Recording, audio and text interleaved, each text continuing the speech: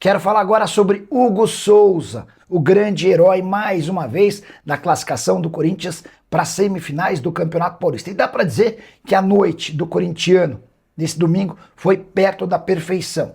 Não pela atuação, o time deixou a desejar e não foi bem no empate 1-1 com a Portuguesa, mas esse empate com vitória nos pênaltis por 8-7 permitiu ao Corinthians escapar de um clássico contra o Palmeiras na semifinal, com um jogo único na Arena Barueri. O adversário do Corinthians na semifinal será o Novo Horizontino, partida única no interior do estado. Importante registrar que o Hugo Souza se tornou o herói da classificação porque pegou 3 pênaltis, um no tempo normal, quando o jogo estava empatado em 0-0, pênalti cobrado pelo René, e mais 2 na decisão por pênaltis. Ele pega outro pênalti do René e um pênalti convertido ou cobrado pelo Cauari. Esse, inclusive, foi o pênalti determinante para a classificação alvinegra. Registrar que o Corinthians mostrou sinais de cansaço no jogo contra a Lusa, porque havia enfrentado o Atlético Paranaense na quinta-feira no gramado sintético em Curitiba. O gol do Vitinho sai apenas aos 48 do segundo tempo. Quero contar sobre o desempenho espetacular de Hugo Souza em pênaltis com a camisa corintiana. Ele já tem 14 defesas de pênalti, 29 gols sofridos e 2 batidas para fora. Com essas 14 defesas, significa que 31% das batidas não entraram.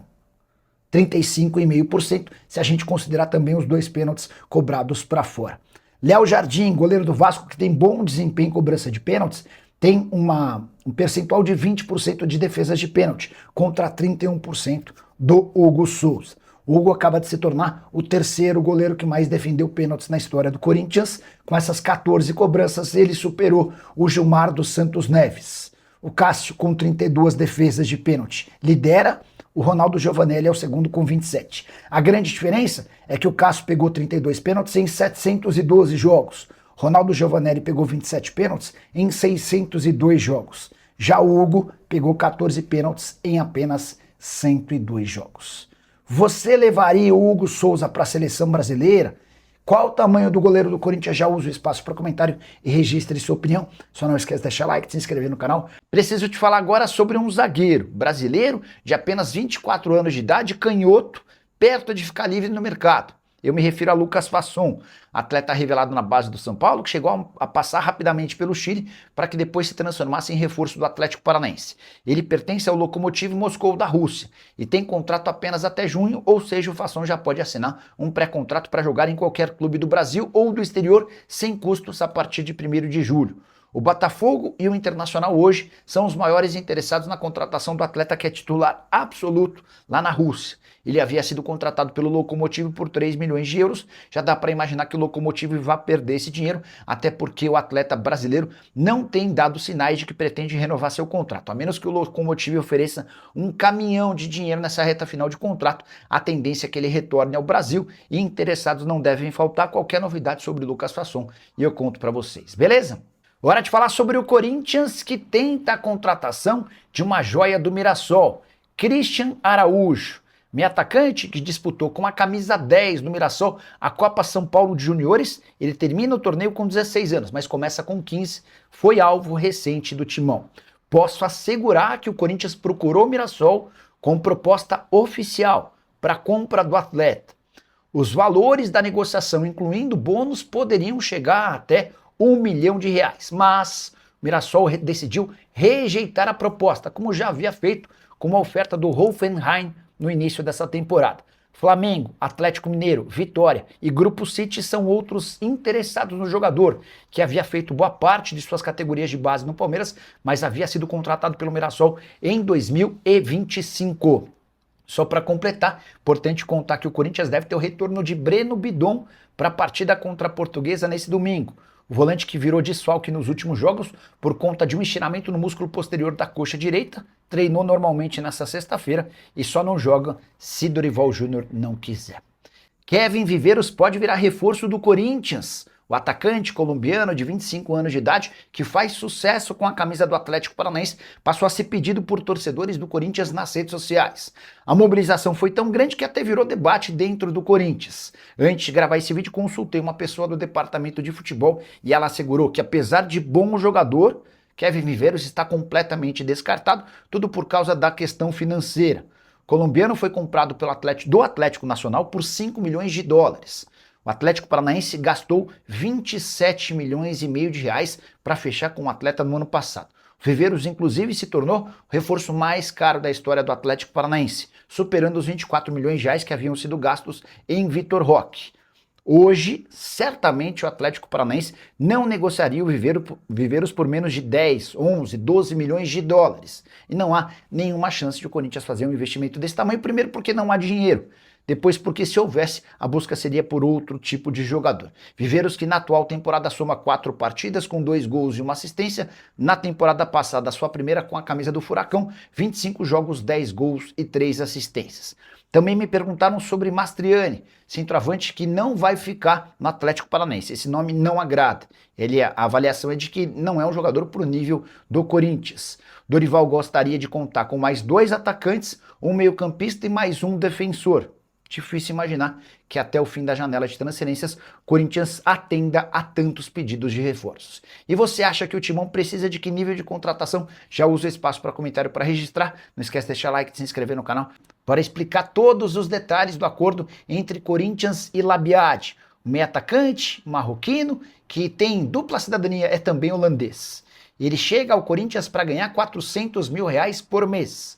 Importante. Esse salário não tem bônus nem luvas. Os bônus costumam ser pagos atrelados a desempenho e a metas alcançadas. No contrato dele não há nada que preveja isso. As luvas são um prêmio pela assinatura do contrato, algo muito usual para jogadores que estavam livres, como o caso dele. Mas o Corinthians decidiu bancar apenas 400 mil mensais. Eu digo apenas porque a realidade do Corinthians tem salários muito maiores. Memphis Depay, por exemplo, custa 6 milhões de reais por mês. O Yuri Alberto teve recentemente seu contrato prorrogado e fatura na casa dos 2 milhões de reais mensais. O Labiad chega para ser dono de um salário intermediário do elenco alvinegro. Quero registrar ainda que o contrato dele se encerra em dezembro de 26, enquanto o Memphis Depay, que o indicou, pode deixar o clube na metade do ano. Ah, tem um detalhezinho importante.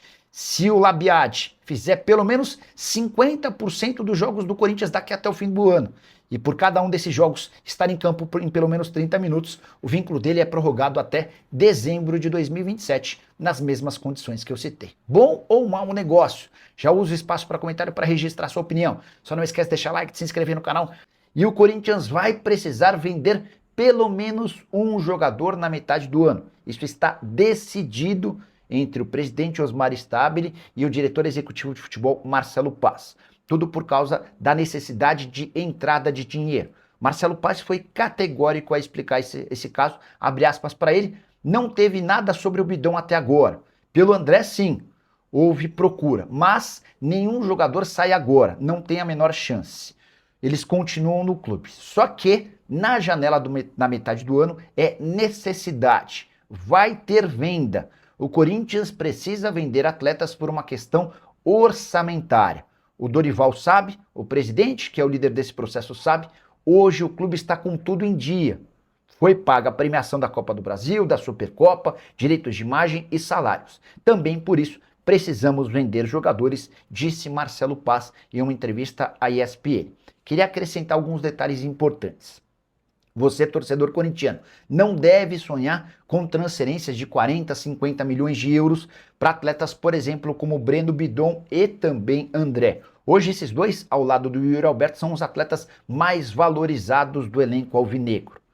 O patamar que o Corinthians parte para tratar sobre esses atletas é do recorde da venda do Corinthians, feita com o Moscardo, 18 milhões de euros. Nicola, então você está querendo dizer que o Corinthians vai vender o Bidon e o André por 18 milhões? Não. Eles partem desses números, sonhando em 20, em 25, em no máximo 30 milhões de euros. Há uma preocupação muito grande do Corinthians em não falar em 40, 50 milhões de euros, porque depois essas propostas não chegam e o Corinthians vai precisar se desfazer desses atletas por cifras inferiores, causando enorme pessimismo no torcedor corintiano. E você? Quais seriam os seus preços para Yuri Alberto, para André e para Bidon? E se você pudesse escolher só um dos três para vender, qual seria? Use o espaço para comentário e registre sua opinião. Só não esquece de deixar like, se inscrever no canal. Fala pessoal, estamos aí com atualizações importantes do Corinthians. Se inscreva e ative o sininho para receber mais atualizações do Timão. Deixe seu like, que é muito importante para o crescimento do canal. Utilize o espaço aqui embaixo para registrar sua opinião. Ficamos por aqui com mais esse giro de notícias. Um abraço e até o próximo vídeo.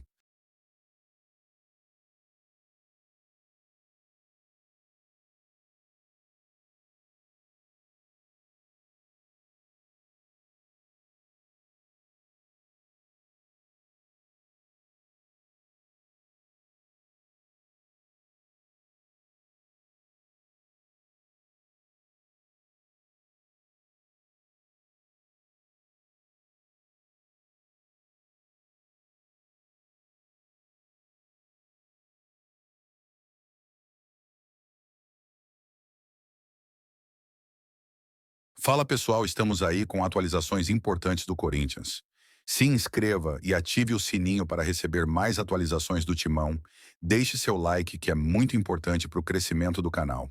Utilize o espaço aqui embaixo para registrar sua opinião. Ficamos por aqui com mais esse giro de notícias. Um abraço e até o próximo vídeo.